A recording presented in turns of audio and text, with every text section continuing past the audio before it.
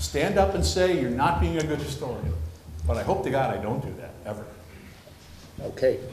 Time, and also I think we've kept Professor McCarthy on his feet for too long, so we'll take a few more, and unfortunately, clearly I won't be able to recognize all of you. But please introduce yourself and go ahead with your question. Yes. Okay. Thank you for your comments and for all your hard work over the years to try to find the truth about this incident over the past. I mean, I would like to add a few things with your permission. I mean, we are talking about the past. We're talking about 1915, 1980s. We are talking about the war. And the truth is the first casualty in the war. And this is why we are here and still discussing this, aren't we? And Ottoman was in the war, and the war brings conflict, turmoil, starvation. People kill and people kill each other. And we killed people. I mean, in that area, or in Ottoman, Muslims killed Muslims, Kurdish killed Kurdish. And the question, please. And there was a war, and we are still here psychologically facing. And I think we've been suffering since those days as Turkish people, psychologically. Wherever we go, whatever we do, this is placed in front of us. Everyone against us. And this is the same for politically and economically. We know this as a whole world. So, yeah, the question, of course, the question.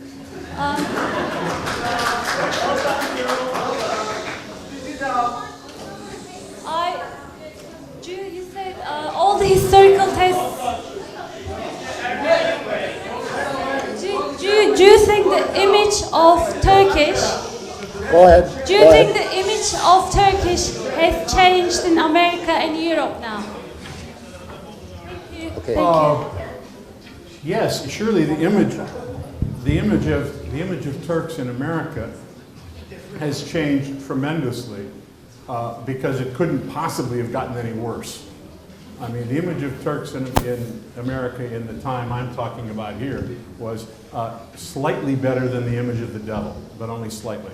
And in fact, in Britain at the time, it was very common for people who would say, devil take it, you know, it was an old, devil take it, they would say Turk take it instead. They'd use Turk and devil synonymously. So, yeah, it's better than that. But do I believe that prejudice in Europe, in America, is still really strong? I asked you about the European Union. Does anyone sincerely believe that prejudice isn't the main reason why Turks aren't let into the European Union? It's still there, still there. And that's what I was asked before about, someone said, what can you do? Well, as far as I'm concerned, if I were a Turk, what I would do is try to do all I could to convince people the Turks don't have horns, that they're basically good people like other people. What? Can we take one more? Okay.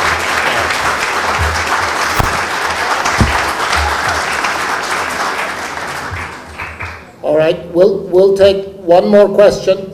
The gentleman at the very back, please. Yes. Mr. McCarthy, thank you very much for your speech. I would like to ask you this. Thousands of years, the Turks, they have been everywhere, all parts of the world.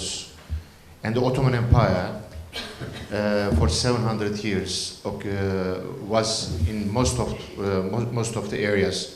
They were in Egypt, they were in Middle East, they were in Balkans, they were in all the other parts of the world. At some point, they reached 51 million square meter. Did they massacre? There was any massacre in their history? There wasn't. Wherever they went, they never ever touched local culture. They didn't touch anybody. Because Turks, they don't have this. What is the reason they are going to massacre Armenians? When I was a child in Excuse me, can you direct the question to Professor McCarthy? Question is this.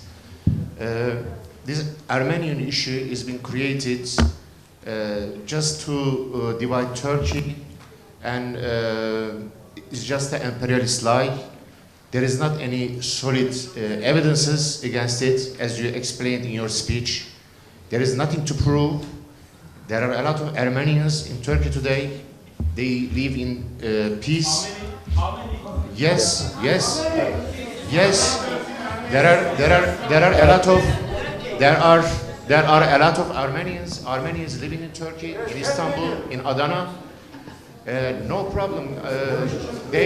But I am just going to tell you this. I was 7 years old, 7 or 8 years old. Well, okay. I think. I was. Would you have responded? In Amasya. What do I say? I don't know. Okay, I'm told, I think. In Amasya, there Well, were a lot I'm of. very sorry, but I hate this to be the last one, but I really want, and Professor, I think McCarthy deserves a question. If you're going to ask a question, ask The question is this then.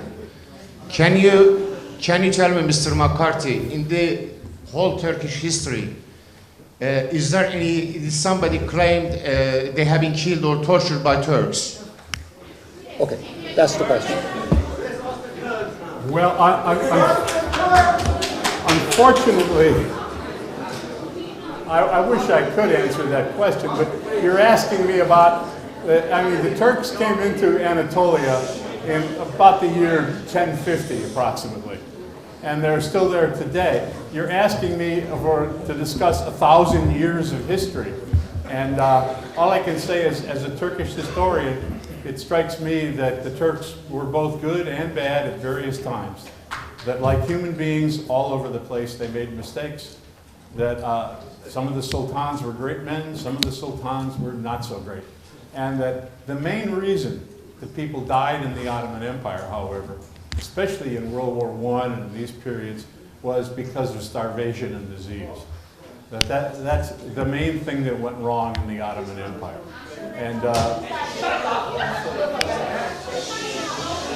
And also, I must say that the Ottomans, unlike some people, the Ottomans always had good manners. That was important.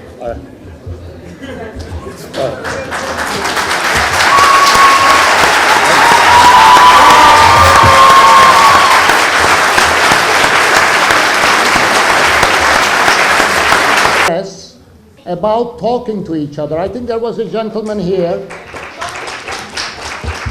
early on who